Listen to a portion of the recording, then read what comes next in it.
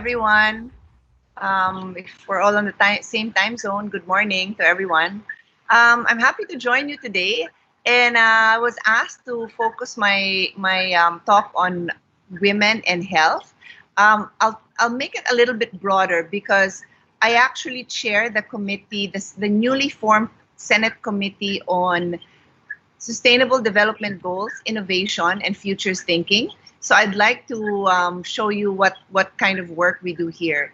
Anyway, before I jumped into this conference, I was in another webinar with a school that I graduated from. It's the Asia Pacific Center for Security Studies, and we talk about all kinds of security issues, ranging from terrorism, natural disasters, food, water, power supplies, and the like, and including women and health.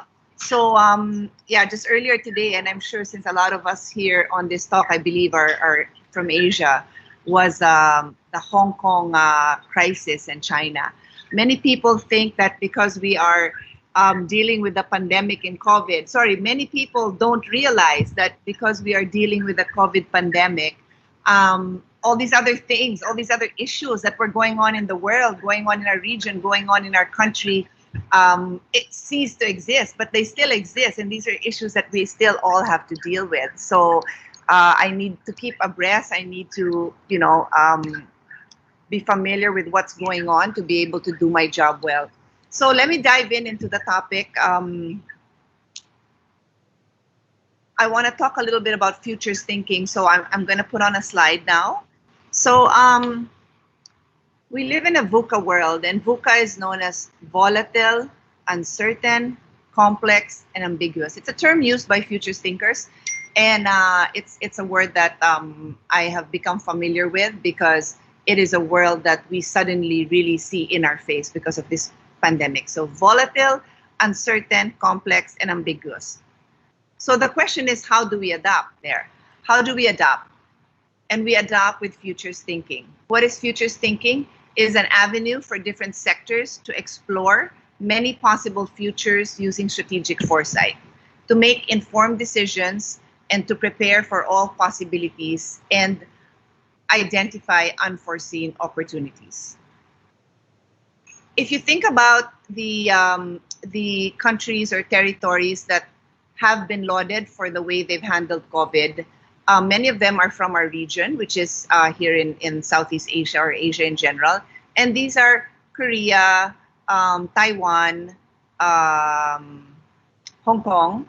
And these countries actually were very prepared because they learned their lessons from previous pandemics. So it's really about learning lessons, using those lessons, and then being prepared when it hits you again. So I show here this slide on Bill Gates where, he's been talking about this for many, many years, I think as early as 2014. And no one really paid as much attention, probably just the scientists that were deeply involved in this kind of research. Taiwan, meanwhile, is already preparing for the next pandemic. So this is what futures thinking is all about. And it's a new topic, but it's a focus that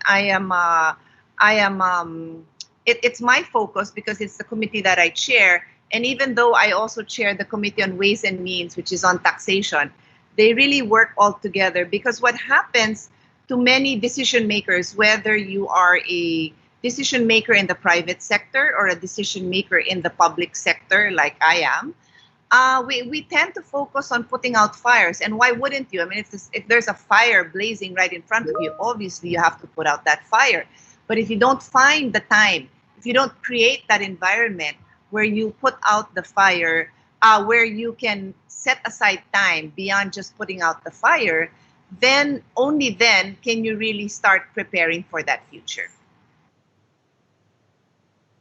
So let me dive in now to the Sustainable Development Goals. And as mentioned, I was asked to focus on Sustainable Development Goal 3 and 5. This is good health and gender equality. These are two areas that I've worked on separately. I used to chair the Committee on Women and Children, and I also chair the Committee on Health. Now with my new committee, on sustainable development goals, I can actually see the bigger picture, because what I noticed with decision making, with lawmaking, is we tend to be responsible for that particular area of interest assigned to us, but then many times we're unable to see the bigger picture. So this committee allows me to see the bigger picture and how everything interacts. Actually, let me rephrase my statement. It's not that it allows me to see the bigger picture, because that has been what I've been trying to do for the last decade, but it gives me the venue to discuss this bigger picture with the different line agencies of government, with the different advocates. So there may be an advocate on health, and it interacts clearly with environment, it interacts clearly with sustainable cities, with responsible consumption and production, but there's no venue, we don't have that environment that they interact. So this creates that environment for interaction. So very quickly, when people say, well, why would you focus on women if you're specifically, if the concern is how the general population is dealing with COVID? Well, the reason why we look at women is because, to a large extent, they will present to you the face of COVID. Why? Because women carry the double burden in society of caring for the home, so they know what's going on in the home. And then many of them are in the workplace, either formally in the workplace where they go to work, or in the informal sector where they're either selling a product on the streets or in their own homes. But in some way, many of them are doing those dual roles. And now, because we are going to resume schooling, but not face to face, then they now have that third responsibility of being the educators. Yes, we know families have to participate in the education of their child, but it is really, if I'm sure many of the participants here in this forum today have gone through the homeschooling that we all of us who have kids. I have a 10-year-old, and it is not an easy job, especially if you have a full-time job. And even if you don't have a full-time job, if you're not trained as an educator, not every child has the same attention to detail. Not every child is as easily teachable as other kids. So that's the burden now that many mothers have to carry. And to just take a quick look at Philippine industry, we all know that all industries are pretty hard hit. Maybe some in the food sector are doing okay or doing well, but mostly there is a decline in performance and in output. And so basically, if you look at the travel industry, travel and tourism, 81% are women. Beauty and grooming, a lot of salons are still closed, 76% are women. Healthcare and medical, 72% are women. So this is the sector that is very hard hit. They're not out of jobs, but they are extremely overworked. They are physically taxed, mentally taxed, and we really need to give support to this sector.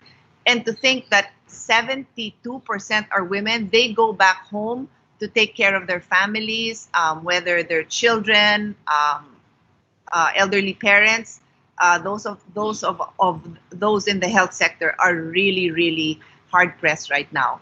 And then the hotel and hospitality, 62% are women. So just to show that so many, like I said, the women are the face of COVID to a large extent, because they're the ones out there moving around. So when we look at them, we can see how our country is affected by COVID.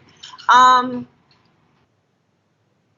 will mention also at this point that we have data already that shows that reproductive health services and supplies. So I was the author and sponsor of reproductive health. This is our access to contraceptives in the country. This law requires that women and families do have that access. But the problem now is that many were not able to access this during the lockdown. And now the result is 214,000 unplanned pregnancies. In my conferences, my international conferences, this is pretty much the same in other countries. In the president's report, let me backtrack 1 second. When we passed the Bayanihan to Heal as One law, I actually was the author and sponsor of that measure. So I defended that measure. We passed it. And every week that the president is mandated to submit a report to Congress. And every week the senators submitted their comments. It was my job to consolidate all those comments. And one of the recurring comments I made was access to reproductive health. And I knew this would happen. I sadly, I didn't need a crystal ball. You know, this is part of futures thinking. You know that people will have sex, obviously. And when they do, without protection, again, it's logical, there will be a baby at some point. So 214,000 unplanned pregnancies. So over and above the poverty that we're facing, the lack of jobs, sadly, 214,000 babies, more or less, will be born into our country. And you know what? 178,000 are going to be teen pregnancies. So these are women who are even, young girls who are even less prepared than everybody else to bring a baby into this world. So that's how women, our family, and our country is affected. Now, very quickly, let me dive into the effect on health. I won't discuss COVID. That's been repeatedly discussed. That information is easily accessible. But what many outside of the healthcare system don't recognize, perhaps mothers recognize this, is the access to healthcare, the need for continuous healthcare during the time of COVID. So anyone who has young children would have at some point in the last 4 months contacted their pediatrician and asked, should my child come in to be vaccinated? And the answer to that is yes. The answer is yes, although some have received the advice that, well, if your child's not exposed, stay home. It won't hurt to delay it a month or two. And I'm not a doctor. I'm not going to comment about, you know, a delay of a few months. But all over the world, millions of children have missed their vaccination because of COVID. And what we can't afford is a rise in measles, chickenpox, and all these other health conditions that we have basically stopped and put an end to. And if we don't address it, this will come back and hit us with vengeance.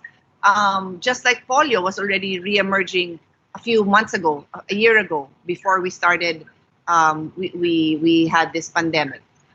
On health also, we need to reinvent the way we deliver our food packs and emergency assistance. It's not just during the time of COVID, because the Philippines is always hit by natural disasters. And we already have in place pretty decent structures and protocols in place during natural disasters. But I rarely ever see healthy food being served.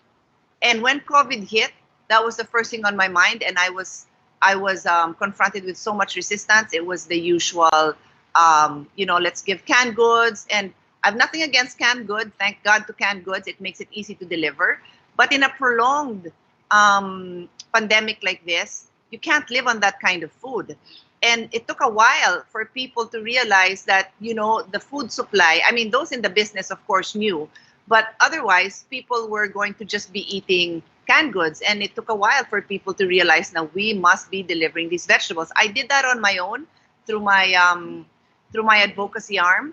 But it's something that I had to fight very hard for, because otherwise people would go the easy route. So what's in a typical food pack? Rice, sugar, coffee, and powdered milk for the coffee. And who's going to say that that is a balanced diet? That's not, but that's what we deliver in a typical food pack when we're offering assistance to people. So so I hope this gives us a bird's eye view of the issue. Just one other set of facts that I wanted to share. Those who are most vulnerable, those who we consider with comorbidities or otherwise have low resistance, these are people who require that they have constant, continuous contact with their doctors and the health intervention that they need. So during my hearings, when we looked into the future of health, immediately we could already see that for those who required chemotherapy and radiation for cancer treatment, and for those receiving dialysis, there was a big drop in those who were able to get it. And we can't afford that to happen. We set back the progress we made in the delivery of healthcare when these things happen. Yes, this hit us by surprise, but what we can do is learn from it and then recreate our cities, recreate our communities into sustainable cities and communities where we can live as healthy as possible even during the time of pandemic. And I'd like to leave with this word, reminder to all, that we need to take full responsibility for our own health and well-being. When I believe there was a statement made by, it might have been spokesperson Harry Roque or someone else, and he said, you know, something like, the time has come that we must take responsibility for our own self. We must wear our masks, we must social distance. Ill-meaning people, those who have nothing better to do than to add to the difficulty and to throw, you know, criticism, said that, ano, iwanan na, laglaga na, which in English means, oh, you know, they threw in the hat and to each his own. That wasn't the point.